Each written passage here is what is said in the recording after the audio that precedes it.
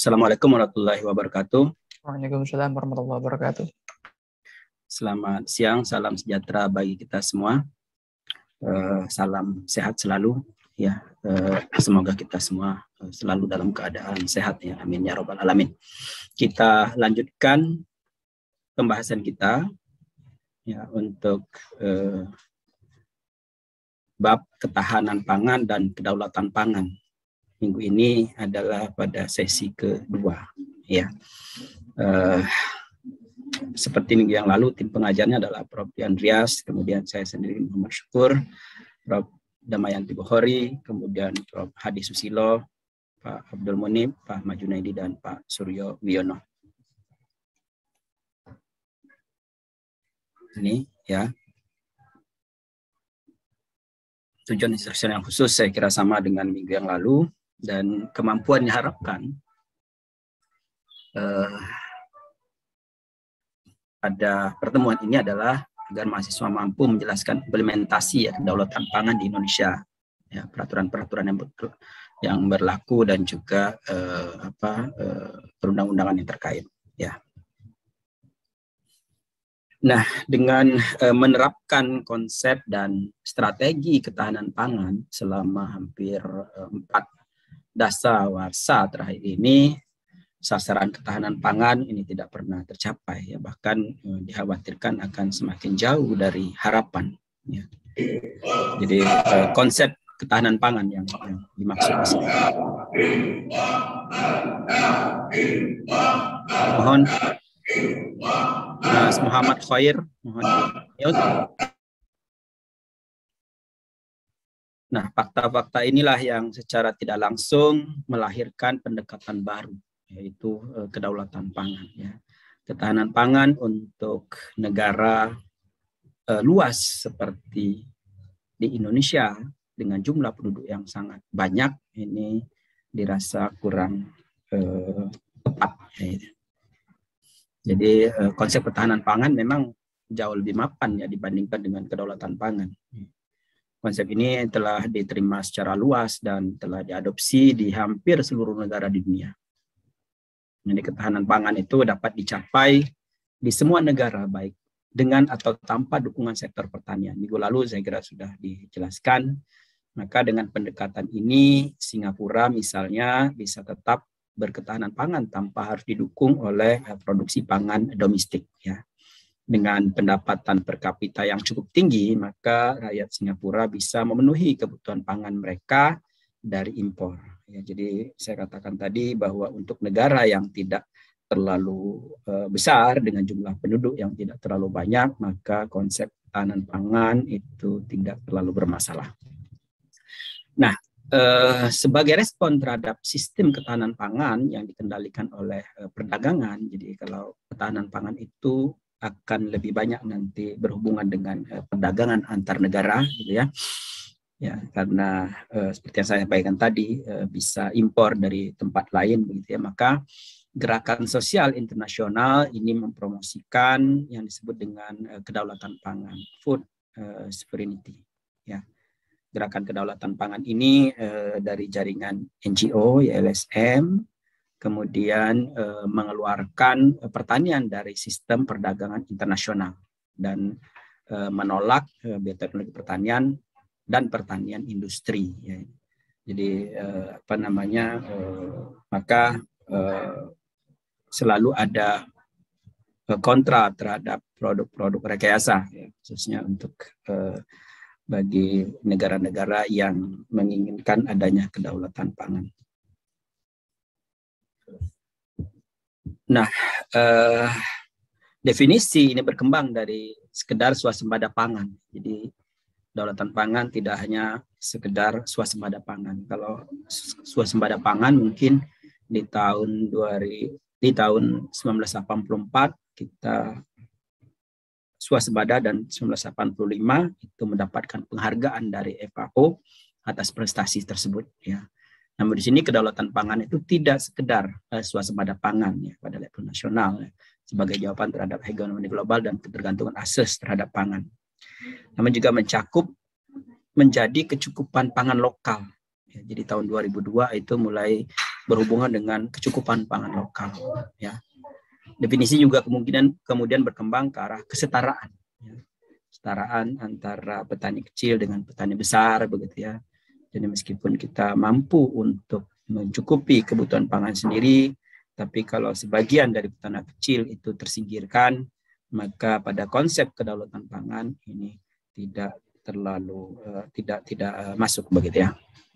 Dan ini menghasilkan momentum ketika terjadi krisis pangan di tahun 2007, 2008, 2019, dan saya kira pandemi COVID ini sudah masuk di sini, bahwa minggu lalu kita sudah diskusikan pertanian adalah salah satu yang respon ekonominya positif, ya, setelah informasi dan teknologi. Nah, jadi kedaulatan pangan adalah hak untuk memproduksi pangan yang sehat dan sesuai dengan kultur setempat. Ya. Jadi tadi tidak hanya swasembada pangan, tapi juga dihubungkan dengan kultur knowledge ya setempat dengan metode yang ramah lingkungan dan berkelanjutan. Jadi ada sentuhan teknologi, tetapi tetap berpedoman kepada ramah lingkungan dan berkelanjutan. Dan kemudian hak untuk menentukan pangan dan sistem pertanian sendiri. Nah, ini saya kira menjadi lebih luas tadi, bahwa kedaulatan pangan itu berhubungan juga dengan hak-hak petani, ya, berhubungan juga dengan sistem yang ditentukan oleh pertanian sendiri, termasuk juga hak untuk menentukan benih dan lain sebagainya, sehingga banyak kedaulatan pangan itu berkembang ke arah sana. Nah, jadi kedaulatan pangan itu mengutamakan orang-orang yang memproduksi, yaitu petani, sehingga kesejahteraan petani itu diharapkan juga diperhatikan. Kemudian yang mendistribusikannya, dan tentu yang mengkonsumsi pangan ya, sebagai inti dari sistem dan kebijakan pangan. Dan bukan pada tuntutan pasar dan perusahaan-perusahaan besar. Jadi orang-orang yang bekerja di sektor produksi, yang mendistribusikan dan yang mengkonsumsi, itu yang menjadi perhatian. Ya, harga di tingkat konsumen tidak boleh terlalu tinggi, karena kalau harga pangan terlalu tinggi, yang rugi tidak hanya konsumen yang punya tidak konsumen yang punya uang sesungguhnya, tetapi justru pada kondisi sekarang ini kalau harga pangan tinggi, itu yang resiko paling rentan itu justru orang yang produksi, yang petani gitu ya. Karena mereka produksi, jual, kemudian mereka beli kembali untuk makan sehari-hari gitu. Nah, ini suatu anomali ya. Sehingga itu perlu diperhatikan, bukan sekedar bagaimana perusahaan-perusahaan pasar ya agar tidak kolaps gitu ya. Jadi subsidi-subsidi nanti yang juga berkembang itu tidak hanya menguntungkan perusahaan-perusahaan yang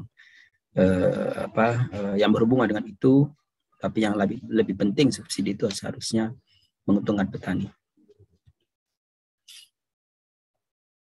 Nah, bagaimana konsep ketahanan pangan dan kedaulatan pangan itu dari berbagai sisi? Saya kira dari model produksi itu, kalau ketahanan pangan, ke pertanian industri. Jadi bagaimana agar ada kecukupan pangan. Ya. Jadi kalau punya lahan, maka yang digenjot adalah industri. Ya. Nah, sementara kedaulatan pangan itu adalah agroekologis. Ya. Bagaimana agroekologis yang berada di Indonesia, yang berada di berbagai tempat.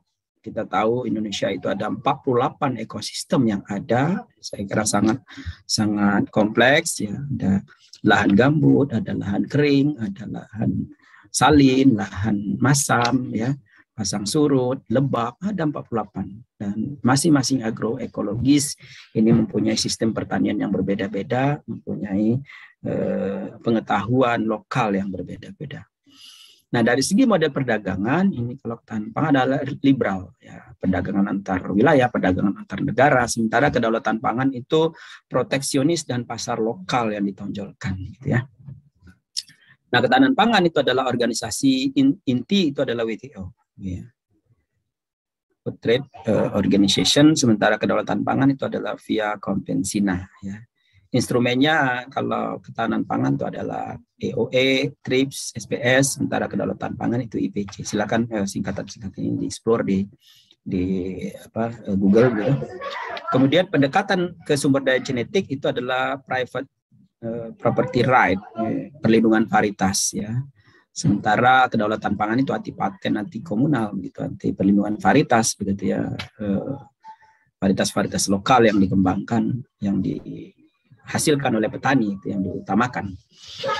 Nah, kemudian diskursus lingkungan untuk ketahanan pangan, rasionalisme ekonomi. Sementara kedaulatan pangan itu rasionalisme hijau lingkungan. Jadi kalau rasionalisme ekonomi itu bagaimana agar memproduksi dalam skala yang ekonomis begitu dan lain sebagainya. Jadi memang konsep-konsep dua ini, ketahanan pangan dan kedaulatan pangan, itu agak jauh berbeda.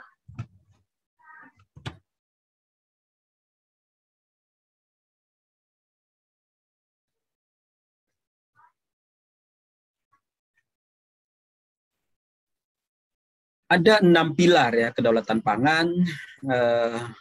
Yang pertama, hak atas pangan dan kehidupan yang sehat. Ya, hak atas pangan dan kehidupan sehat. Pangan yang sehat, kehidupan yang sehat. Ya, jadi bagaimana memproduksi pangan yang sehat dan produsennya juga sehat. Ya, jadi kalau terlalu banyak menggunakan pestisida buatan misalnya, pangannya tidak sehat, petaninya juga tidak sehat. Gitu ya. Kemudian hak atas input pertanian, ya, alami, agroekologi. Ya, jadi input benih, input pupuk, ya, dan input alat dan alsintan, ya, alat dan mesin pertanian itu. Kemudian hak atas akses dan kontrol terhadap sumber daya alam. Ini reforma agraria. Jadi bagaimana kepemilikan lahan oleh petani bukan hanya sekedar buruh tani begitu. Kalau buruh tani berarti orang lain yang punya, petaninya hanya numpang dan dia dibayar dari situ ya, seperti buruh pabrik. Kemudian sistem pertaniannya berbasis kearifan lokal ya, family farming. Jadi masing-masing daerah barangkali mempunyai sistem kearifan lokalnya masing-masing. Tentu ada sentuhan teknologi yang diadaptasikan dengan kearifan lokal. Kemudian demokratisasi petani. Demokratisasi petani, petani yang berhak menentukan sumber dayanya, kemudian berhak menentukan pasarnya kalau bisa, dan harusnya mempunyai posisi tawar yang baik. Kemudian, nah ini yang keenam, pasar yang berkeadilan. Pada saat ini selalu ya petani itu menjadi korban dari pasar dalam tanda petik ya. Di saat harga sedang naik begitu ya, petani harusnya dapat untung, tetapi pada kenyataannya petani tidak dapat apa-apa juga karena harga naik itu ternyata barangnya tidak tersedia. Itu seperti pada cabai ya. Kalau harga sedang di atas 100.000, kita berharap petaninya untung besar, tapi ternyata tidak, karena barang di petani tidak ada gitu ya. Harga naik itu karena barang tidak ada gitu. Nah, sementara kalau kondisinya lagi oversupply, tidak ada keinginan untuk menyerap barang dari pasar, itu petani bisa gulung tikar ya. Harga di tingkat petani di bawah tingkat keekonomian, di bawah BEP ya. Cabai misalnya baru-baru ini harga di tingkat petani cuma 4.000 ya. Kalau di pasar 8.000 sampai 10.000 berarti di petani 4 sampai 5.000, sehingga padahal biaya produksi itu 10 sampai 12.000. Nah ini fluktuasi harga itu dirasa pasarnya tidak berkeadilan ya bagi produsen, bagi yang memproduksi pangan.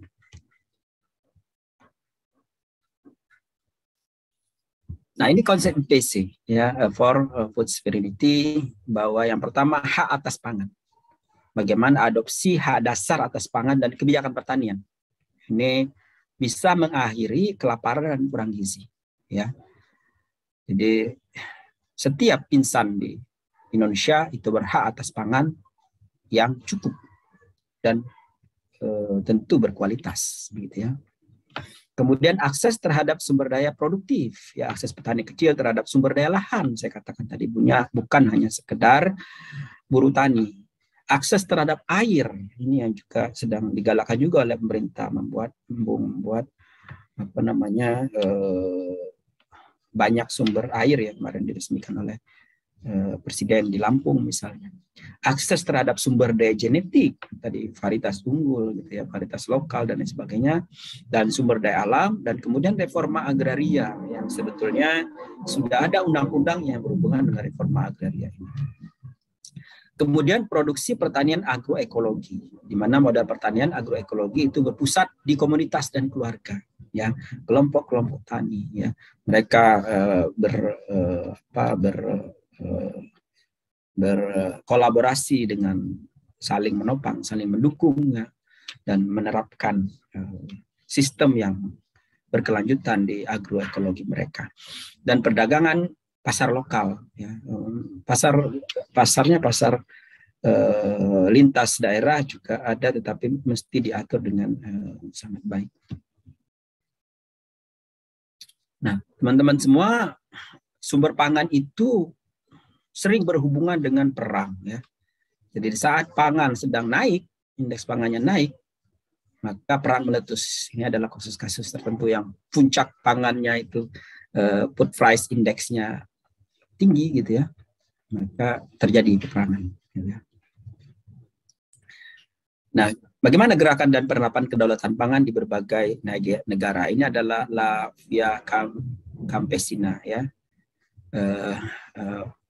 World Food Summit di Roma tahun 1996 yang diikuti oleh 164 organisasi petani nasional dan lokal dari 73 negara dan 4 benua, yaitu Asia, Amerika, Eropa, dan Afrika, ya, yang menghasilkan gerakan tani internasional.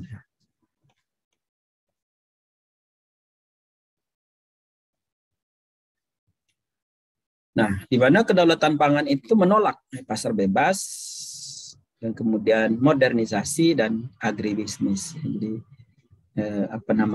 modernisasi saya kira suatu keniscayaan sesungguhnya, tapi jangan sampai mengokupasi hak-hak tani.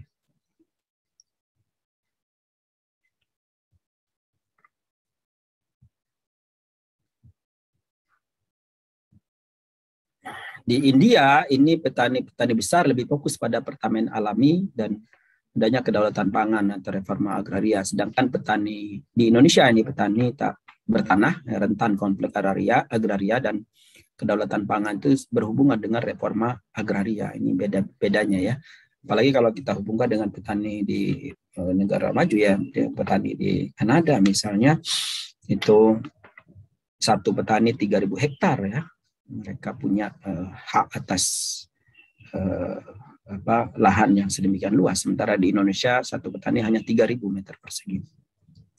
Nah, apa itu konsep Via Campesina? Bahwa pangan itu adalah hak dasar manusia. Setiap manusia yang hidup di Indonesia itu berhak atas pangan yang layak dan berkualitas. Nah, kemudian reforma agraria itu petani kecil dan tunatanah memiliki dan mengontrol lahan. Kemudian proteksi sumber daya alam, bagaimana manajemen sumber daya alam berkelanjutan dan konservasi kehati, ya, sumber daya hayati.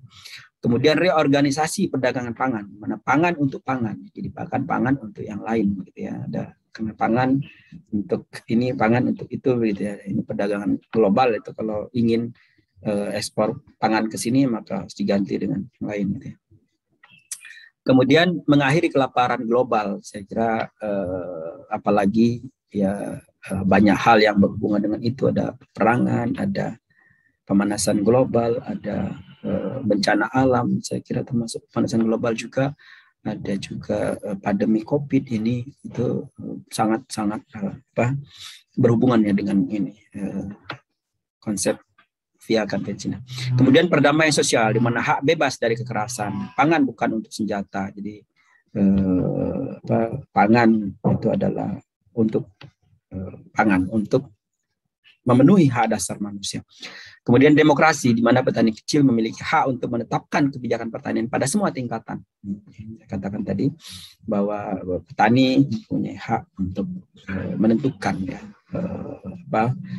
strategi dan juga sumber daya yang dia miliki. Kemudian kedaulatan pangan yang di Kanada, contohnya kerangka dan konsep kedaulatan pangan dalam agenda kebijakan pangan di Kanada itu diinisiasi oleh National Farmers Union and Quebec Union Peasant ya. NFU itu National Farmers Union, satu-satunya organisasi petani Kanada yang dibentuk parlemen ya. Working for people's interest against the corporate control of the food system. Kemudian QUP itu beranggotakan petani, peneliti, mahasiswa, kelompok konsumen, dan bisnis ekoturism. Ya. Bergerak bersama membentuk alternatif ya di luar pertanian industri. Kemudian kedaulatan pangan di Amerika Latin, ini adalah sejarah saya kira ya, juga apa yang terjadi di belahan dunia lain. Gerakan kedaulatan pangan di negara-negara Latin yaitu Venezuela, Ekuador, dan Bolivia. Ini komitmen besar negara untuk mewujudkan kedaulatan pangan melalui undang-undang. Venezuela itu kedaulatan pangan dimasukkan ke dalam konstitusi nasional ya. Desentralisasi pemerintah ke tangan komunis, kemudian kontrol pangan secara lokal. Kemudian Bolivia, ini kedaulatan pangan diambil oleh negara sebagai bagian dari proyek dekolonial dan kendali negara terhadap sistem pangan. Sementara Ekuador itu gerakan kedaulatan pangan tidak sebagai bagian gerakan radikal di pemerintahan yang memberi ruang dan kekuatan yang besar untuk lokal atau sebagai bagian proyek kedaulatan terhadap kekuatan asing.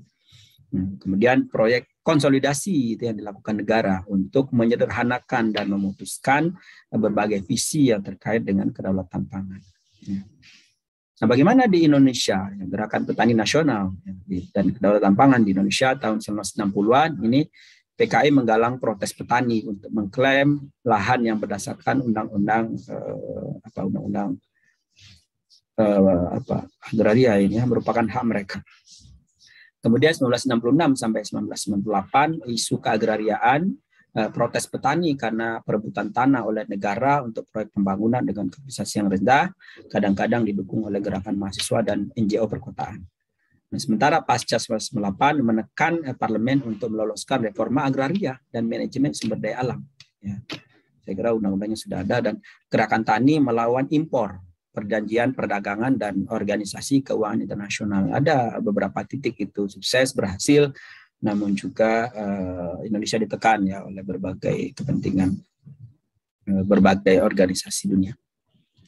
Nah, kemudian evolusi gerakan tani di Indonesia. Jadi keagrariaan sumber daya alam ini advokasi, ini ada konsorsium pembaruan agraria, ada WALHI, ada Serikat Petani Indonesia. Isu utamanya adalah perlawanan terhadap World Bank yang mempromosikan market assisted land reform dan sertifikasi tanah, creation and land market ya, unique land distribution, perlawanan terhadap pedagang bebas dan transnational corporation. Kemudian evolusi gerakan tani, kedaulatan pangan dan hak petani, ada Serikat Petani Indonesia, ada Aliansi Petani Indonesia, ada Koalisi Rakyat untuk Kedaulatan Pangan, Ikatan Petani Pengendali Hama Terpadu, Gerakan Petani Nusantara, ada Asosiasi Bank Benih, dan Teknologi Tani Indonesia ya, AB2TI. Isu utamanya adalah kedaulatan pangan ya, perlawanan terhadap kriminalisasi petani, hak petani atas benih dan teknologi pangan lokal. Nah, teman-teman semua, ini adalah sejarah dan menceritakan bagaimana konsep kedaulatan pangan, sehingga teman-teman tahu apa itu ketahanan pangan, apa kedaulatan pangan, dan apa yang diperjuangkan oleh organisasi ini tentang kedaulatan pangan. Gerakan petani dan undang-undang ini perjuangan bagaimana untuk memasukkan kedaulatan pangan ke dalam undang-undang. Ya, karena Undang-Undang Nomor 18 tahun 2012 ini pada tentang pangan, ini bab 2, ini pasal 2. Penyelenggaraan pangan dilakukan dengan berdasarkan azas kedaulatan. Ya. Kemudian di Undang-Undang Nomor 19 tahun 2013 tentang perlindungan dan pemberdayaan petani, bab 2 ini pasal 2, perlindungan dan pemberdayaan petani berasaskan pada kedaulatan. Nah, ini saya kira memasukkan ini ke dalam undang-undang ini membutuhkan suatu perjuangan. Nah, bagaimana reorientasi ekonomi politik kedaulatan pangan ini dapat menjungkir struktur pertanian ya supaya demokratis ya, dari yang pertanian rakyat, pertanian keluarga, agroekologi itu berada di bawah, dibalik ya pertanian rakyat, pertanian keluarga, agroekologi berada di atas. Kunci produksi pangan berkelanjutan itu adalah peningkatan kesejahteraan petani, mempertahankan Jawa sebagai lumbung pangan dan diversifikasi, kemudian bagaimana peningkatan produktivitas, sehingga bagaimana caranya agar petani itu berdaulat ya, dan keluarga petani adalah sejahtera. Kemudian integrasi kedaulatan pangan dan ketahanan pangan tanpa dibarengi dengan upaya peningkatan produksi dan perbaikan sistem secara serius, maka kedaulatan pangan tidak cukup menjamin ketahanan pangan atau terpenuhinya pangan di tingkat rumah tangga yang selalu terkait dengan kesejahteraan sosial, ya, kesejahteraan dan daya beli, gitu ya, kesetaraan sosial, ya, kesejahteraan dan daya beli. Kemudian penerapan pendekatan kebijakan kedaulatan pangan menjadi penting ketika negara dihadapkan pada pilihan antara memproduksi pangan sendiri atau menggantungkan diri pada impor. Ya, saya kira ini yang kondisi yang terjadi pada saat ini. Beberapa komoditas itu tetap merupakan impor.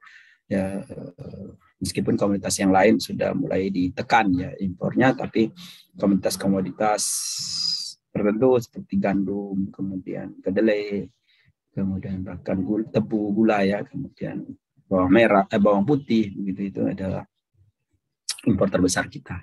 Saya kira jagung juga bisa impor juga, begitu ya. Hanya beberapa negara, ya terutama yang ekonominya sangat kuat, namun berpenduduk sedikit yang akan mampu mencapai ketahanan pangan dengan bergantung kepada perdagangan internasional. Ya. Itu yang saya katakan di muka tadi, ya, bahwa hanya beberapa negara yang punyai yang ekonominya kuat dan penduduknya tidak banyak. Jadi kedaulatan pangan itu dapat diposisikan sebagai kerangka politis dan juga humanis dalam penerapan ketahanan pangan. Kedaulatan pangan itu tidak harus menggantikan ketahanan pangan, namun cukup menjadi pelengkap atau pendukung untuk tercapainya ketahanan pangan yang sejati. Saya kira itu yang menjadi concern kita, gitu ya. Nah, saya kira itu teman-teman semua sebagai pengantar dari kuliah kita pada hari ini. Selanjutnya kita akan masuk ke sesi diskusi. Kalau ada pertanyaan tentang ini silakan ya, sebelum kita masuk ke diskusi kelompok. Saya kembalikan ke Mbak Nadia.